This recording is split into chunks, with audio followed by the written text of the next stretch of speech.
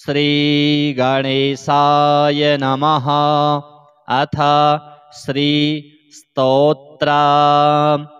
पुष्कर उवाच। राज्यलक्ष्मीस्थिरत्वाय यथेन्द्रेण पुरा श्रियः स्तुतिः कृता तथा राजा जयार्थं स्तुतिमाचरेत्। इन्द्र उवाच। नमस्ते सर्वलोकानां जननीमब्धिसम्भवां श्रियमुनीन्द्रपद्माक्षीं विष्णुवक्षः स्थलस्थितां। त्वं सिद्धिस्त्वं स्वधा स्वाहा सुधा त्वं लोकपावनी सन्ध्या रात्रिः प्रभाभूतिर्मेधा श्रद्धा सरस्वती यज्ञविद्या महाविद्या गुह्यविद्या च शोभने आत्मविद्या च देवी त्वं विमुक्तिफलदायिनी आन्वीक्षिकी त्रयी वार्ता दण्डनीतिस्त्वमेव च। सौम्या सौम्यैर्जगद्रूपैस्त्वयेतद्देवि पूरितं का त्वन्या त्वामृते देवी सर्वयज्ञमयं वपुः।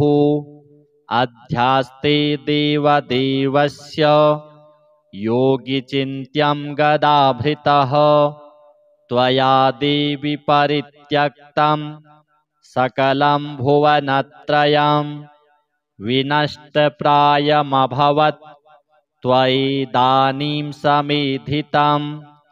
दारः पुत्रास्तथा गारं सुहृद्धान्यधनादिकं भवत्येतन्महाभागे नित्यं त्वदवीक्षणानृणां शरीरारोग्यमैश्वर्यम् अरिपक्षक्षयः सुखं देवि त्वद्दृष्टिदृष्टानां पुरुषाणां न दुर्लभं। त्वमम्बा सर्वभूतानां देवदेवो हरिः पिता त्वयैतद्विष्णुना चाम्ब जगद्व्याप्तं चराचरं मानं कोशं तथा कोष्ठं मा गृहं मा परिच्छदं मा शरीरं कलत्रं च त्यजेथाः सर्वपावनी मा पुत्रान् मा सुहृद्वर्गान् मा पशून्मा विभूषणं त्यजेथा मम देवस्य विष्णोर्वक्षः स्थलालये सत्त्वेन सत्यशौचाभ्यां तथा शीलादिभिर्गुणैः त्यजन्ते ते नरा सद्यः सन्त्यक्ता ये त्वयामले त्वयावलोकितः सद्यः शीलाद्यैरखिलैर्गुणैः कुलैश्वर्यैश्च युज्यन्ते पुरुषा निर्गुणा अपि सौश्लाघ्यः सगुणी धन्यः सकुलीनः सबुद्धिमान् सशूरः स च विक्रान्तो यस्त्वया देवि वीक्षितः सद्यो वैगुण्यमायान्ति शीलाद्याः सकला गुणाः पराङ्मुखी जगद्धात्री यस्य त्वं विष्णुवल्लभे न ते वर्णयितुं शक्ता गुणान् जिह्वापि वेधसः। प्रसीद देवि पद्माक्षी नास्मास्त्याक्षिः कदाचन। पुष्कर उवाच। एवं स्तुता ददौ श्रीश्च वरमिन्द्राय चेप्सितं सुस्थिरत्वं च राज्यस्य संग्रामविजयादिकं स्वस्तोत्रपाठश्रवण कर्तॄणां भुक्तिमुक्तिदां श्रीस्तोत्रं सततं तस्मात् पठेच्च शृणुयान्नरः। श्रीदेव्यार्पणमस्तु। पुष्कर उवाच राज्यलक्ष्मीस्थिरत्वाय यथेन्द्रेण पुरा श्रियः स्तुतिः कृता तथा राजा जयार्थं स्तुतिमाचरेत्। इन्द्र उवाच नमस्ते सर्वलोकानां जननीमब्धिसम्भवां श्रियमुनीन्द्रपद्माक्षीं विष्णुवक्षः स्थलस्थितां त्वं सिद्धिस्त्वं स्वधा स्वाहा सुधा त्वं लोकपावनी सन्ध्या रात्रिः प्रभाभूतिर्मेधा श्रद्धा सरस्वती यज्ञविद्या महाविद्या गुह्यविद्या च शोभने आत्मविद्या च देवी त्वं विमुक्तिफलदायिनी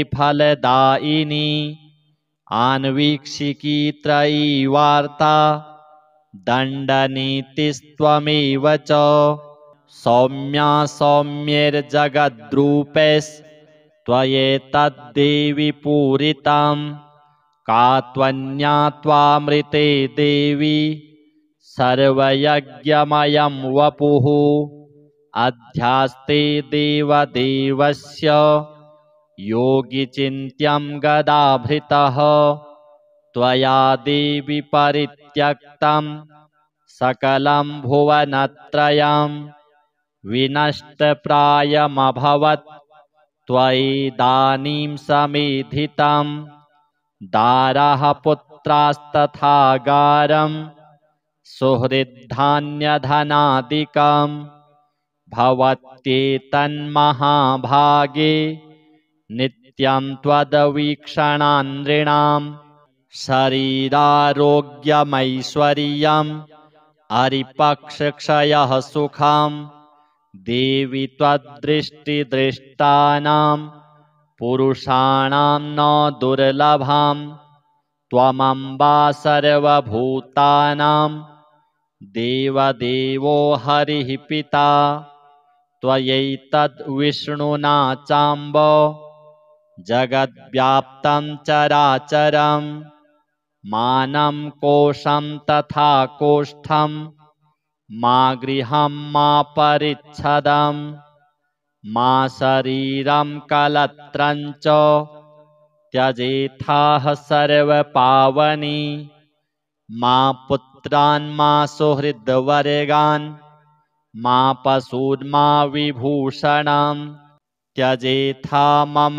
देवस्य विष्णोर्वक्षः स्थलालये सत्त्वेन सत्यशौचाभ्यां तथा शीलादिभिर्गुणैः त्यजन्ते ते नरा सद्यः सन्त्यक्ता ये त्वयामले त्वयावलोकितः सद्यः शीलाद्यैरखिलैर्गुणैः कुलैश्वर्यैश्च युज्यन्ते पुरुषा निर्गुणा अपि सौश्लाघ्यः सगुणी धन्यः सकुलीनः सबुद्धिमान् सशूरः स च विक्रान्तो यस्त्वया देवि वीक्षितः सद्यो वैगुण्यमायान्ति शीलाद्याः सकला गुणाः पराङ्मुखी जगद्धात्री यस्य त्वं विष्णुवल्लभे न ते वर्णयितुं शक्ता गुणान् जिह्वापि वेधसः प्रसीद देवि पद्माक्षी नास्मास्त्याक्षिः कदाचन। पुष्कर उवाच एवं स्तुता ददौ श्रीश्च वरमिन्द्राय चेप्सिताम् सुस्थिरत्वं च राज्यस्य सङ्ग्रामविजयादिकं स्वस्तोत्रपाठश्रवण कर्तॄणां भुक्तिमुक्तिदं श्रीस्तोत्रं सततं तस्मात् पठेच्च शृणुयान्नरः। श्रीदेव्यार्पणमस्तु। पुष्कर उवाच राज्यलक्ष्मीस्थिरत्वाय यथेन्द्रेण पुरा श्रियः स्तुतिः कृता तथा राजा जयार्थं स्तुतिमाचरेत्। इन्द्र उवाच नमस्ते सर्वलोकानां जननीमब्धिसम्भवां श्रियमुनीन्द्रपद्माक्षीं विष्णुवक्षः स्थलस्थितां त्वं सिद्धिस्त्वं स्वधा स्वाहा सुधा त्वं लोकपावनी सन्ध्या रात्रिः प्रभाभूतिर्मेधा श्रद्धा सरस्वती यज्ञविद्या महाविद्या गुह्यविद्या च शोभने आत्मविद्या च देवी त्वं विमुक्तिफलदायिनी आन्वीक्षिकी त्रयी वार्ता दण्डनीतिस्त्वमेव च सौम्या सौम्यैर्जगद्रूपैस्त्वयेतद्देवि पूरितं का त्वन्या त्वामृते देवी सर्वयज्ञमयं वपुः अध्यास्ते देवदेवस्य योगिचिन्त्यं गदाभृतः त्वया देवि परित्यक्तं सकलं भुवनत्रयं विनष्टप्रायमभवत् त्वयिदानीं समेधितं दारः पुत्रास्तथा गारं सुहृद्धान्यधनादिकं भवत्येतन्महाभागे नित्यं त्वद्वीक्षणान्नृणां शरीरारोग्यमैश्वर्यम् अरिपक्षक्षयः सुखं देवि त्वद्दृष्टिदृष्टानां पुरुषाणां न दुर्लभं त्वमम्बा सर्वभूतानां देवदेवो हरिः पिता त्वयैतद्विष्णुना चाम्ब जगद्व्याप्तं चराचरं मानं कोशं तथा कोष्ठं मा गृहं मा परिच्छदं मा शरीरं कलत्रं च त्यजेथाः सर्वपावनी मा पुत्रान् मा सुहृद्वर्गान् मा पशून्मा विभूषणं त्यजेथा मम देवस्य विष्णोर्वक्षः स्थलालये सत्त्वेन सत्यशौचाभ्यां तथा शीलादिभिर्गुणैः त्यजन्ते ते नरा सद्यः सन्त्यक्ता ये त्वयामले त्वयावलोकितः सद्यः शीलाद्यैरखिलैर्गुणैः कुलैश्वर्यैश्च युज्यन्ते पुरुषा निर्गुणा अपि सौश्लाघ्यः सगुणी धन्यः सकुलीनः सबुद्धिमान् सशूरः स च विक्रान्तो यस्त्वया देवि वीक्षितः सद्यो वैगुण्यमायान्ति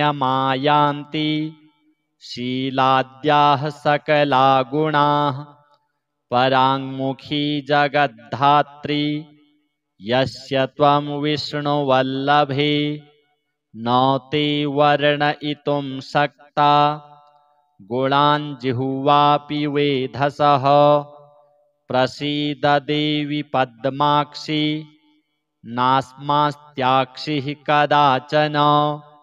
पुष्कर उवाच एवं स्तुता ददौ श्रीश्च वरमिन्द्राय चीप्सितां सुस्थिरत्वं च राज्यस्य सङ्ग्रामविजयादिकं स्वस्तोत्रपाठश्रवण कर्तॄणां भुक्तिमुक्तिदां श्रीस्तोत्रं सततं तस्मात् पठेच्च शृणुयान्नरः।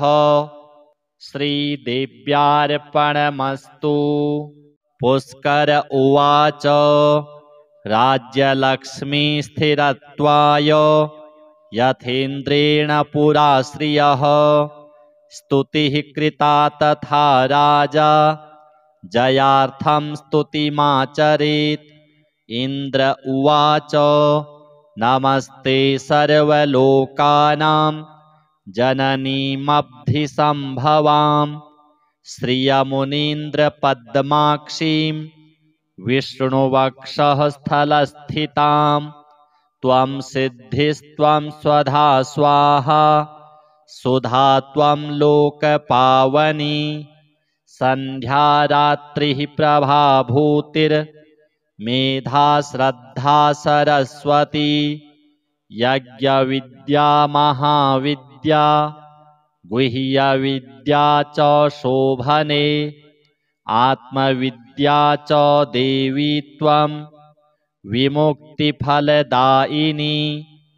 आन्वीक्षिकी त्रयी वार्ता दण्डनीतिस्त्वमेव च सौम्या सौम्यैर्जगद्रूपैस्त्वयेतद्देवि पूरितं का त्वन्या त्वामृते देवी सर्वयज्ञमयं वपुः अध्यास्ते देवदेवस्य योगिचिन्त्यं गदाभृतः त्वया देवि परित्यक्तं सकलं भुवनत्रयं विनष्टप्रायमभवत्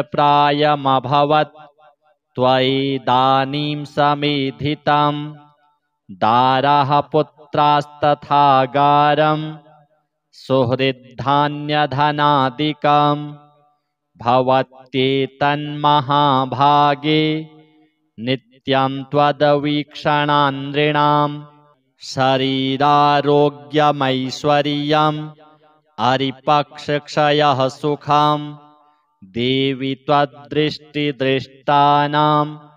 पुरुषाणां न दुर्लभं त्वमम्बा सर्वभूतानां देवदेवो हरिः पिता त्वयैतद्विष्णुना चाम्ब जगद्व्याप्तं चराचरं मानं कोशं तथा कोष्ठं मा गृहं मा परिच्छदं मा शरीरं कलत्रं च त्यजेथाः सर्वपावनी मा पुत्रान् मा सुहृद्वर्गान् मा पशून्मा विभूषणं त्यजेथा मम देवस्य विष्णोर्वक्षः स्थलालये सत्त्वेन सत्यशौचाभ्यां तथा शीलादिभिर्गुणैः त्यजन्ते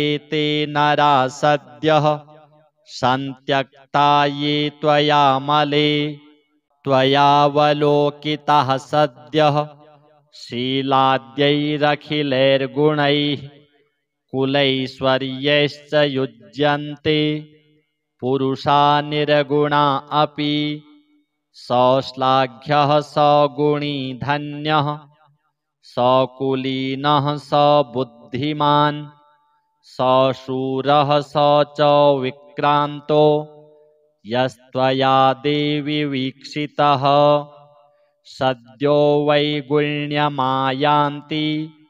शीलाद्याः सकला गुणाः पराङ्मुखी जगद्धात्री यस्य त्वं विष्णुवल्लभे न ते वर्णयितुं शक्ता गुणान् जिह्वापि वेधसः प्रसीद देवि पद्माक्षी नास्मास्त्याक्षिः कदाचन पुष्कर उवाच एवं स्तुता ददौ श्रीश्च वरमिन्द्राय चेप्सिताम् सुस्थिरत्वं च राज्यस्य सङ्ग्रामविजयादिकम् स्वस्तोत्रपाठश्रवण कर्तॄणां भुक्तिमुक्तिदाम् श्रीस्तोत्रं सततं तस्मात् पठेच्च शृणुयान्नरः श्रीदेव्यार्पणमस्तु। पुष्कर उवाच राज्यलक्ष्मीस्थिरत्वाय यथेन्द्रेण पुरा श्रियः स्तुतिः कृता तथा राजा जयार्थं स्तुतिमाचरेत्। इन्द्र उवाच नमस्ते सर्वलोकानां जननीमब्धिसम्भवां श्रियमुनीन्द्रपद्माक्षीं विष्णुवक्षः स्थलस्थितां त्वं सिद्धिस्त्वं स्वधा स्वाहा सुधा त्वं लोकपावनी सन्ध्या रात्रिः प्रभाभूतिर्मेधा श्रद्धा सरस्वती यज्ञविद्या महाविद्या गुह्यविद्या च शोभने आत्मविद्या च देवी त्वं विमुक्तिफलदायिनी आन्वीक्षिकी त्रयी वार्ता दण्डनीतिस्त्वमेव च सौम्या सौम्यैर्जगद्रूपैस्त्वयेतद्देवि पूरितं का त्वन्या त्वामृते देवी सर्वयज्ञमयं वपुः अध्यास्ते देवदेवस्य योगिचिन्त्यं गदाभृतः त्वया देवि परित्यक्तं सकलं भुवनत्रयं विनष्टप्रायमभवत् त्वयिदानीं समेधितं दारः पुत्रास्तथा गारं सुहृद्धान्यधनादिकं भवत्येतन्महाभागे नित्यं त्वद्वीक्षणान्नृणां शरीरारोग्यमैश्वर्यम् अरिपक्षक्षयः सुखं देवि त्वद्दृष्टिदृष्टानां पुरुषाणां न दुर्लभं त्वमम्बा सर्वभूतानां देवदेवो हरिः पिता त्वयैतद्विष्णुना चाम्ब जगद्व्याप्तं चराचरं मानं कोशं तथा कोष्ठं मा गृहं मा परिच्छदं मा शरीरं कलत्रं च त्यजेथाः सर्वपावनी मा पुत्रान् मा सुहृद्वर्गान् मा पशून् मा विभूषणं त्यजेथा मम देवस्य विष्णोर्वक्षः स्थलालये सत्त्वेन सत्यशौचाभ्यां तथा शीलादिभिर्गुणैः त्यजन्ते ते नरा सद्यः सन्त्यक्ता ये त्वयामले त्वयावलोकितः सद्यः शीलाद्यैरखिलैर्गुणैः कुलैश्वर्यैश्च युज्यन्ते पुरुषा निर्गुणा अपि सौश्लाघ्यः सगुणी धन्यः सकुलीनः सबुद्धिमान् सशूरः स च विक्रान्तो यस्त्वया देवि वीक्षितः सद्यो वैगुण्यमायान्ति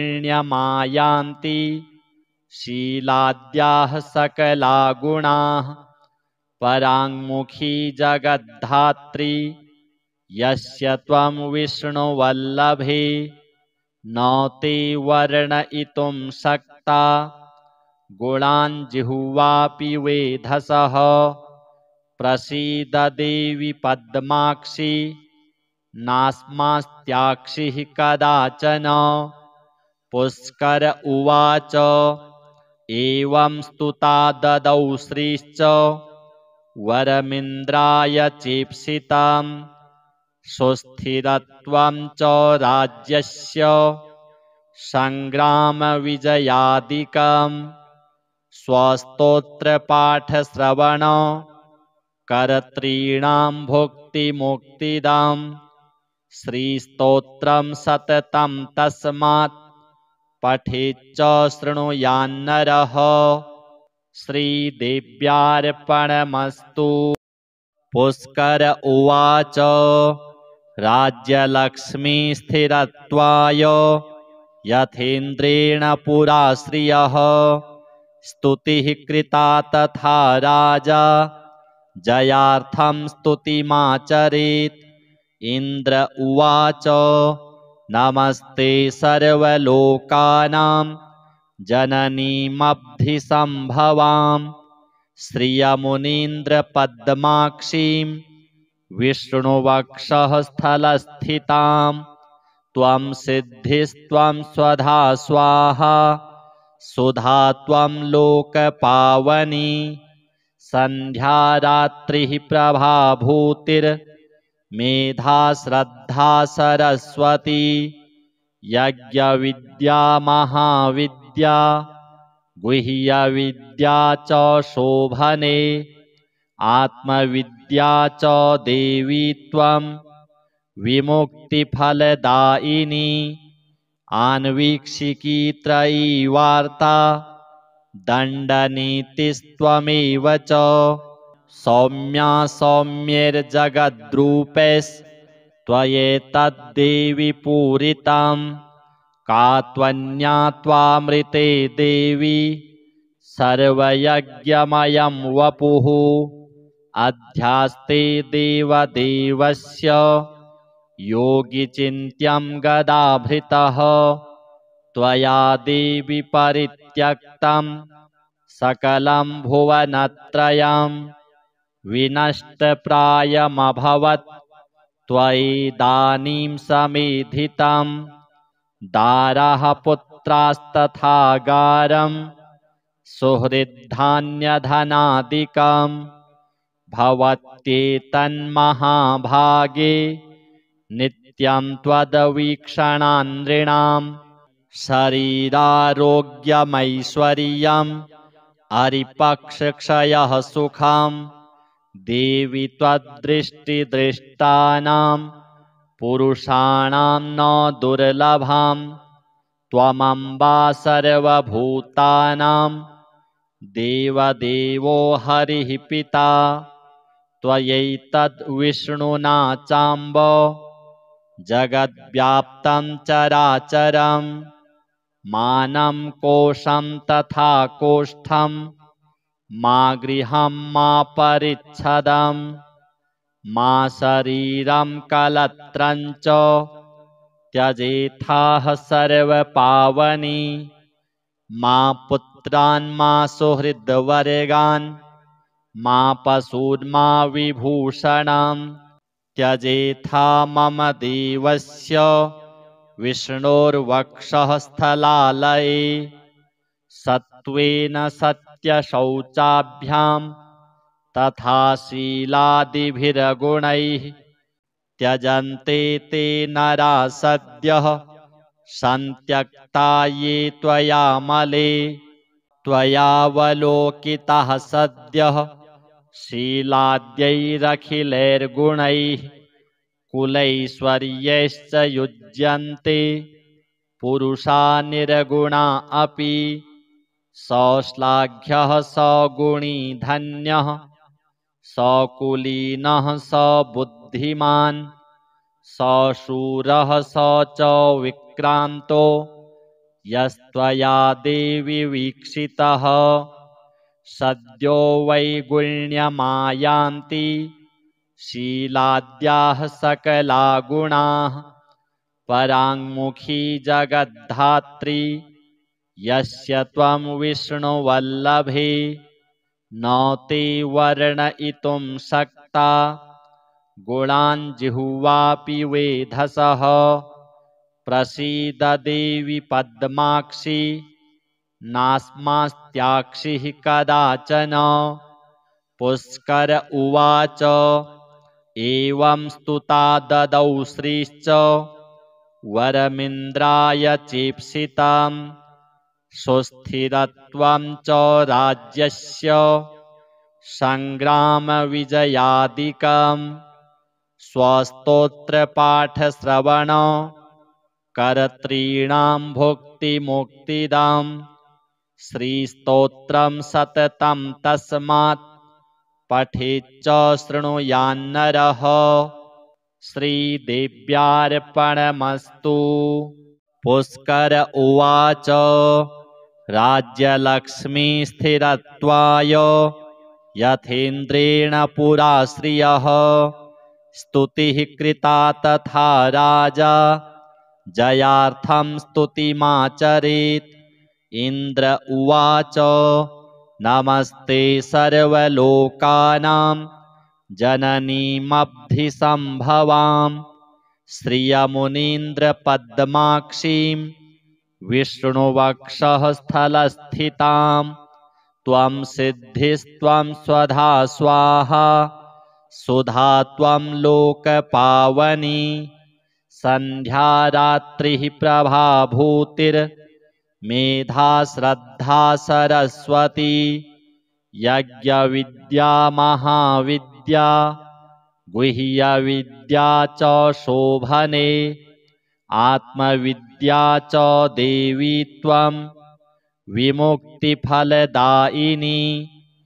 आन्वीक्षिकी त्रयी वार्ता दण्डनीतिस्त्वमेव च सौम्या सौम्यैर्जगद्रूपैस्त्वयेतद्देवि पूरितं का त्वन्या त्वामृते देवी सर्वयज्ञमयं वपुः अध्यास्ते देवदेवस्य योगिचिन्त्यं गदाभृतः त्वया देवि परित्यक्तं सकलं भुवनत्रयं विनष्टप्रायमभवत् त्वयिदानीं समेधितं दारः पुत्रास्तथा गारं सुहृद्धान्यधनादिकं भवत्येतन्महाभागे नित्यं त्वद्वीक्षणान्नृणां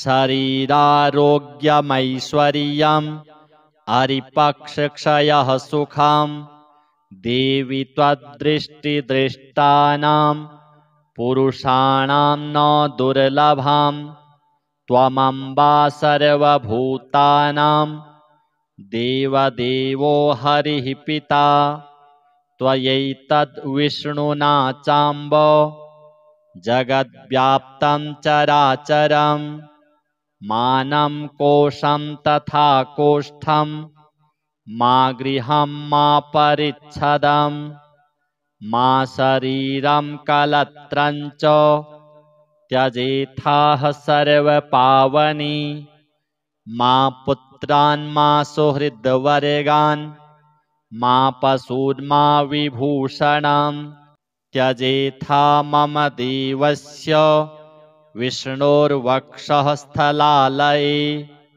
सत्त्वेन सत्यशौचाभ्यां तथा शीलादिभिर्गुणैः त्यजन्ते ते नरा सद्यः सन्त्यक्ता ये त्वयामले त्वयावलोकितः सद्यः शीलाद्यैरखिलैर्गुणैः कुलैश्वर्यैश्च युज्यन्ते पुरुषा निर्गुणा अपि सौश्लाघ्यः सगुणी धन्यः सकुलीनः सबुद्धिमान् सशूरः स च विक्रान्तो यस्त्वया देवि वीक्षितः सद्यो वैगुण्यमायान्ति शीलाद्याः सकला गुणाः पराङ्मुखी जगद्धात्री यस्य त्वं विष्णुवल्लभे न ते वर्णयितुं शक्ता गुणान् जिह्वापि वेधसः प्रसीद देवि पद्माक्षी नास्मास्त्याक्षिः कदाचन।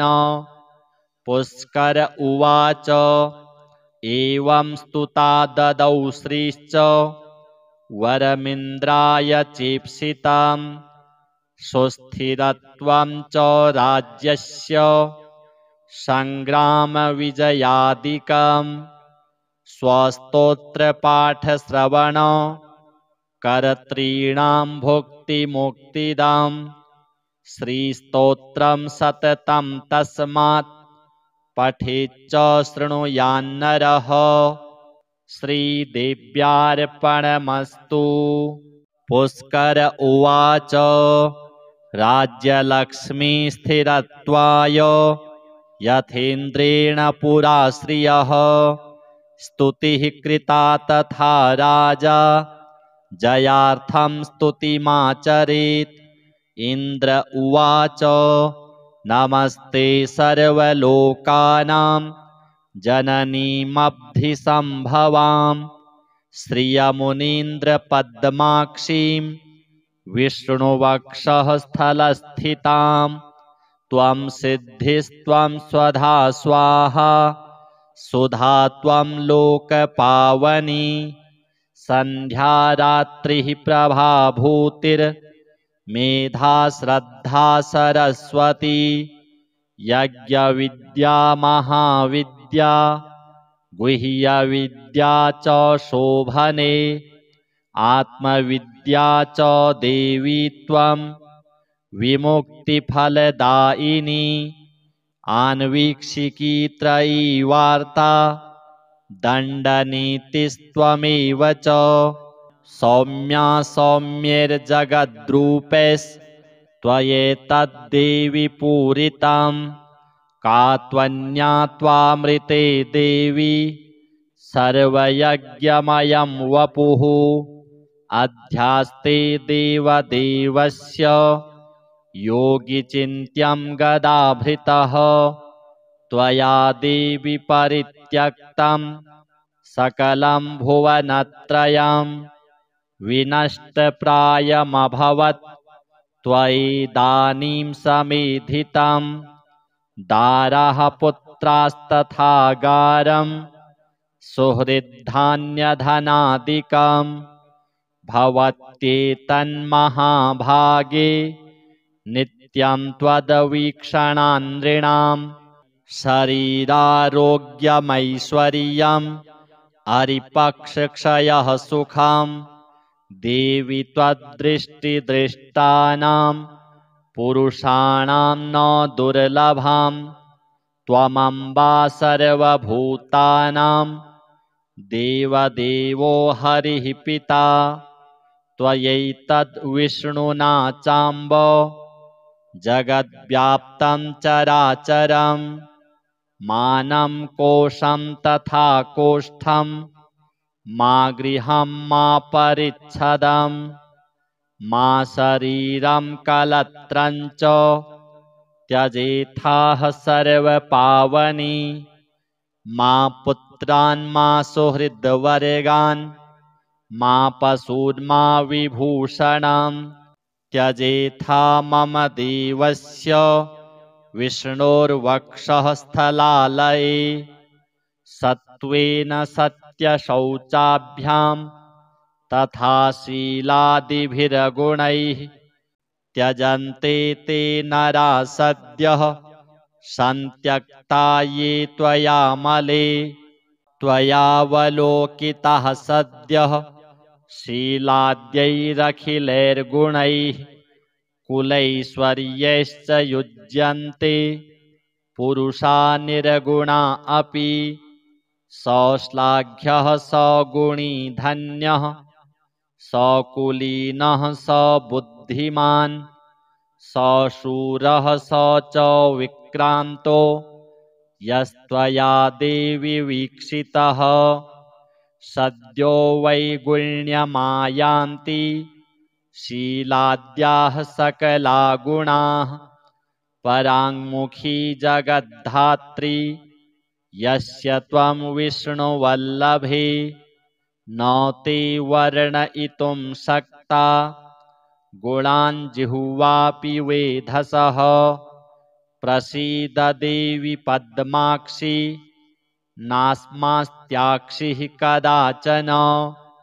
पुष्कर उवाच एवं स्तुता ददौ श्रीश्च वरमिन्द्राय चेप्सितं सुस्थिरत्वं च राज्यस्य सङ्ग्रामविजयादिकं स्वस्तोत्रपाठश्रवण कर्तॄणां भुक्तिमुक्तिदं श्रीस्तोत्रं सततं तस्मात् पठेच्च शृणुयान्नरः। श्रीदेव्यार्पणमस्तु। पुष्कर उवाच राज्यलक्ष्मीस्थिरत्वाय यथेन्द्रेण पुरा श्रियः स्तुतिः कृता तथा राजा जयार्थं स्तुतिमाचरेत्। इन्द्र उवाच नमस्ते सर्वलोकानां जननीमब्धिसम्भवां श्रियमुनीन्द्रपद्माक्षीं विष्णुवक्षः स्थलस्थितां त्वं सिद्धिस्त्वं स्वधा स्वाहा सुधा त्वं लोकपावनी सन्ध्या रात्रिः प्रभाभूतिर्मेधा श्रद्धा सरस्वती यज्ञविद्या महाविद्या गुह्यविद्या च शोभने आत्मविद्या च देवी त्वं विमुक्तिफलदायिनी आन्वीक्षिकी त्रयी वार्ता दण्डनीतिस्त्वमेव च सौम्या सौम्यैर्जगद्रूपैस्त्वयेतद्देवि पूरितं का त्वन्या त्वामृते देवी सर्वयज्ञमयं वपुः अध्यास्ते देवदेवस्य योगिचिन्त्यं गदाभृतः त्वया देवि परित्यक्तं सकलं भुवनत्रयं विनष्टप्रायमभवत् त्वयिदानीं समेधितं दारः पुत्रास्तथा गारं सुहृद्धान्यधनादिकं भवत्येतन्महाभागे नित्यं त्वदवीक्षणान्नृणां शरीरारोग्यमैश्वर्यम् अरिपक्षक्षयः सुखं देवि त्वद्दृष्टिदृष्टानां पुरुषाणां न दुर्लभं त्वमम्बा सर्वभूतानां देवदेवो हरिः पिता त्वयैतद्विष्णुना चाम्ब जगद्व्याप्तं चराचरं मानं कोशं तथा कोष्ठं मा गृहं मा परिच्छदं मा शरीरं कलत्रं च त्यजेथाः सर्वपावनी मा पुत्रान् मा सुहृद्वर्गान् मा पशून्मा विभूषणं त्यजेथा मम देवस्य विष्णोर्वक्षः स्थलालये सत्त्वेन सत्यशौचाभ्यां तथा शीलादिभिर्गुणैः त्यजन्ते ते नरा सद्यः सन्त्यक्ता ये त्वयामले त्वयावलोकितः सद्यः शीलाद्यैरखिलैर्गुणैः कुलैश्वर्यैश्च युज्यन्ते पुरुषा निर्गुणा अपि सौश्लाघ्यः सगुणी धन्यः सकुलीनः सबुद्धिमान् सशूरः स च विक्रान्तो यस्त्वया देवि वीक्षितः सद्यो वैगुण्यमायान्ति शीलाद्याः सकला गुणाः पराङ्मुखी जगद्धात्री यस्य त्वं विष्णुवल्लभे न ते वर्णयितुं शक्ता गुणान् जिह्वापि वेधसः प्रसीद देवि पद्माक्षी नास्मास्त्याक्षिः कदाचन। पुष्कर उवाच एवं स्तुता ददौ श्रीश्च वरमिन्द्राय चेप्सितां सुस्थिरत्वं च राज्यस्य सङ्ग्रामविजयादिकं स्वस्तोत्रपाठश्रवण कर्तॄणां भुक्तिमुक्तिदां श्रीस्तोत्रं सततं तस्मात् पठेच्च शृणुयान्नरः। श्रीदेव्यार्पणमस्तु। पुष्कर उवाच राज्यलक्ष्मीस्थिरत्वाय यथेन्द्रेण पुरा श्रियः स्तुतिः कृता तथा राजा जयार्थं स्तुतिमाचरेत्। इन्द्र उवाच नमस्ते सर्वलोकानां जननीमब्धिसम्भवां श्रियमुनीन्द्रपद्माक्षीं विष्णुवक्षः स्थलस्थितां त्वं सिद्धिस्त्वं स्वधा स्वाहा सुधा त्वं लोकपावनी सन्ध्या रात्रिः प्रभाभूतिर्मेधा श्रद्धा सरस्वती यज्ञविद्या महाविद्या गुह्यविद्या च शोभने आत्मविद्या च देवी त्वं विमुक्तिफलदायिनी आन्वीक्षिकी त्रयी वार्ता दण्डनीतिस्त्वमेव च सौम्या सौम्यैर्जगद्रूपैस्त्वयेतद्देवि पूरितं का त्वन्या त्वामृते देवी सर्वयज्ञमयं वपुः अध्यास्ते देवदेवस्य योगिचिन्त्यं गदाभृतः त्वया देवि परित्यक्तं सकलं भुवनत्रयं विनष्टप्रायमभवत् त्वयिदानीं समेधितं दारः पुत्रास्तथा गारं सुहृद्धान्यधनादिकं भवत्येतन्महाभागे नित्यं त्वद्वीक्षणानृणां शरीरारोग्यमैश्वर्यम् अरिपक्षक्षयः सुखं देवि त्वद्दृष्टिदृष्टानां पुरुषाणां न दुर्लभं त्वमम्बा सर्वभूतानां देवदेवो हरिः पिता त्वयैतद्विष्णुना चाम्ब जगद्व्याप्तं चराचरं मानं कोशं तथा कोष्ठं मा गृहं मा परिच्छदं मा शरीरं कलत्रं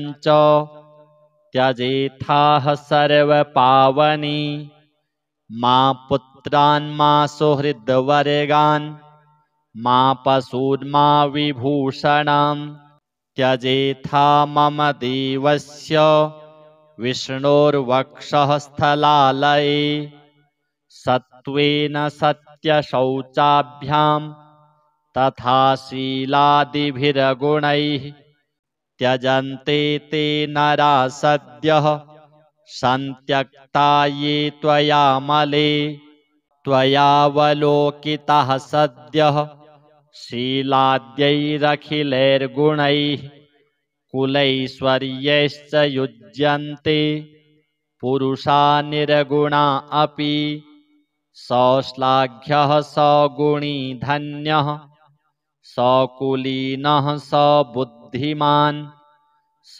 शूरः स च विक्रान्तो यस्त्वया देवि वीक्षितः सद्यो वैगुण्यमायान्ति शीलाद्याः सकला गुणाः पराङ्मुखी जगद्धात्री यस्य त्वं विष्णुवल्लभे न ते वर्णयितुं शक्ता गुणान् जिह्वापि वेधसः प्रसीद देवि पद्माक्षि नास्मास्त्याक्षिः कदाचन पुष्कर उवाच एवं स्तुता ददौ श्रीश्च वरमिन्द्राय चेप्सितां सुस्थिरत्वं च राज्यस्य सङ्ग्रामविजयादिकं स्वस्तोत्रपाठश्रवण कर्तॄणां भुक्तिमुक्तिदां श्रीस्तोत्रं सततं तस्मात् पठेच्च शृणुयान्नरः श्रीदेव्यार्पणमस्तु। पुष्कर उवाच राज्यलक्ष्मीस्थिरत्वाय यथेन्द्रेण पुरा श्रियः स्तुतिः कृता तथा राजा जयार्थं स्तुतिमाचरेत्। इन्द्र उवाच नमस्ते सर्वलोकानां जननीमब्धिसम्भवां श्रियमुनीन्द्रपद्माक्षीं विष्णुवक्षः स्थलस्थितां त्वं सिद्धिस्त्वं स्वधा स्वाहा सुधा त्वं लोकपावनी सन्ध्या रात्रिः प्रभाभूतिर्मेधा श्रद्धा सरस्वती यज्ञविद्या महाविद्या गुह्यविद्या च शोभने आत्मविद्या च देवी त्वं विमुक्तिफलदायिनी आन्वीक्षिकी त्रयी वार्ता दण्डनीतिस्त्वमेव च सौम्या सौम्यैर्जगद्रूपैस्त्वयेतद्देवि पूरितं का त्वन्या त्वामृते देवी सर्वयज्ञमयं वपुः अध्यास्ते देवदेवस्य योगिचिन्त्यं गदाभृतः त्वया देवि परित्यक्तं सकलं भुवनत्रयं विनष्टप्रायमभवत् त्वयिदानीं समेधितं दारः पुत्रास्तथा गारं सुहृद्धान्यधनादिकं भवत्येतन्महाभागे नित्यं त्वदवीक्षणानृणां शरीरारोग्यमैश्वर्यम् अरिपक्षक्षयः सुखं देवि त्वद्दृष्टिदृष्टानां पुरुषाणां न दुर्लभं त्वमम्बा सर्वभूतानां देवदेवो हरिः पिता त्वयैतद्विष्णुना चाम्ब जगद्व्याप्तं चराचरं मानं कोशं तथा कोष्ठं मा गृहं मा परिच्छदं मा शरीरं कलत्रं च त्यजेथाः सर्वपावनी मा पुत्रान् मा सुहृद्वर्गान् मा पशून्मा विभूषणं त्यजेथा मम देवस्य विष्णोर्वक्षः स्थलालये सत्त्वेन सत्यशौचाभ्यां तथा शीलादिभिर्गुणैः त्यजन्ते ते नरा सद्यः सन्त्यक्ता ये त्वयामले त्वयावलोकितः सद्यः शीलाद्यैरखिलैर्गुणैः कुलैश्वर्यैश्च युज्यन्ते पुरुषा निर्गुणा अपि सौश्लाघ्यः सगुणी धन्यः सकुलीनः सबुद्धिमान् सशूरः स च विक्रान्तो यस्त्वया देवि वीक्षितः सद्यो वैगुण्यमायान्ति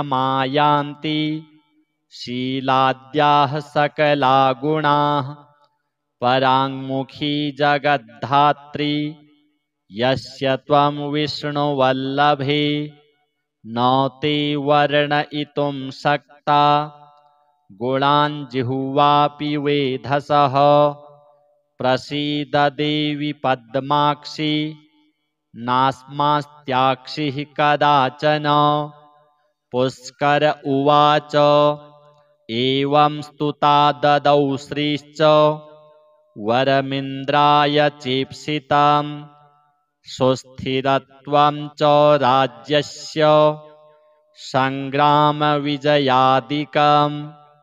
स्वस्तोत्रपाठश्रवण कर्तॄणां भुक्तिमुक्तिदाम् श्रीस्तोत्रं सततं तस्मात् पठेच्च शृणुयान्नरः श्रीदेव्यार्पणमस्तु।